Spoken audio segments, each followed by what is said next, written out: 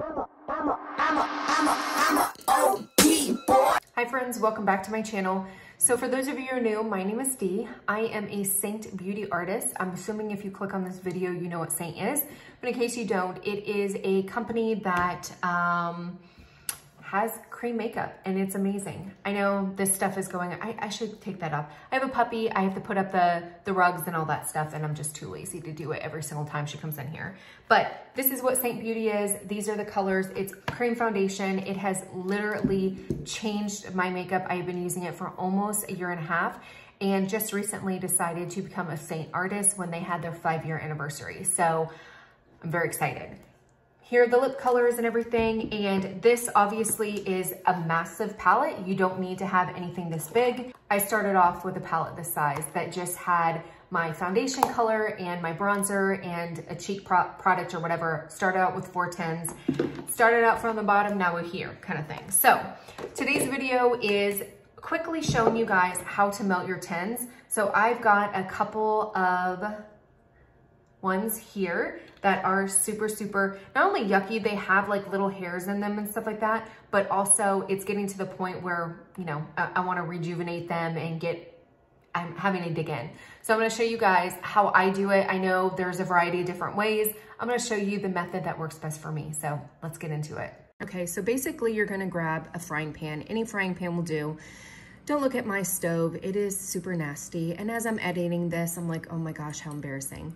But you're just gonna place the 10s inside the frying pan. And I always set my setting to low. So I have low, 2, 4, 6, 8, and high. So I always do it to the 2. Slow and low is the way to go for this. You don't wanna heat them up too quickly. You're gonna grab a paper towel and also a toothpick, and you're gonna use that as it heats up to kind of melt the thing. So as you can see here, I'm kind of testing it to see if it's melting. It's not, it takes a little bit, so be patient with it. So next you're gonna kind of test it, and once you see, and I'm sorry, I'm trying to put my hand so it's not in front of the camera. It's really hard because I'm right-handed, so I'm kind of juggling around trying to do it on the camera.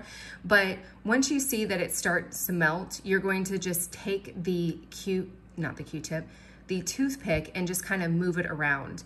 You can see here, I have used this one a lot, and you can see that gook and gunk that's starting up. So I'm trying to melt it to see if it's actually cream product, and I realize kind of going through that, no, that's like hair and bristle and just regular dust and everything. So I'm just kind of moving it around and just trying to get it smoothed out. This one was, you'll see in the other ones, this one was the hardest one, but you could see that little chunk that came off. So I'm just smoothing it out, moving it out, and having it all melt. And again, it's a little bit more challenging. When you're doing it, it's a heck of a lot easier when you can kind of hold it because the pan isn't that hot, but I'm just trying to do it so you guys can see what I'm doing and I don't have my hand in the way. Then I'm just gonna wipe off the excess and grab a brand new one. I mean, it's not a big deal if you use the same one, but you're just gonna be mixing the colors. So you can see this one is a heck of a lot easier because it's not, first off, it was a little bit more melted than the first one, so that's key as well.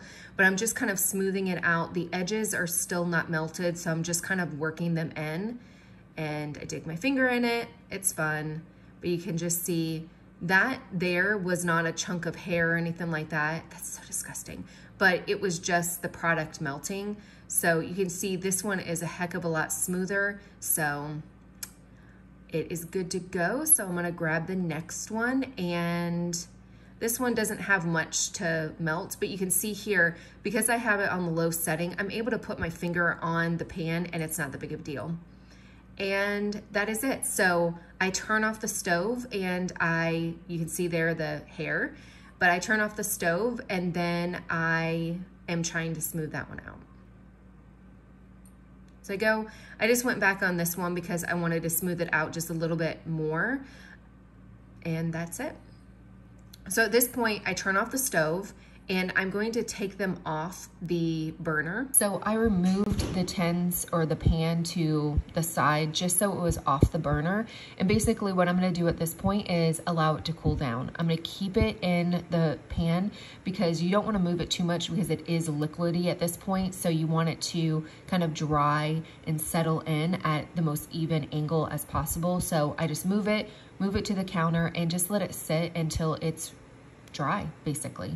So I'm just gonna go in and grab my compact. As you can see here, I'm just checking to make sure that it actually is cool because you do not want to put it in the compact if it is still warm. So I'm just grabbing it, putting it in the compact, putting it in, and I dig my nail into it like I do all the time.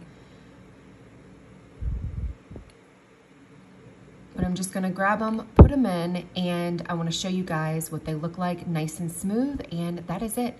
That is how you, aside from the nail gouge mark or whatever, that's how you melt your tins. You're good to go.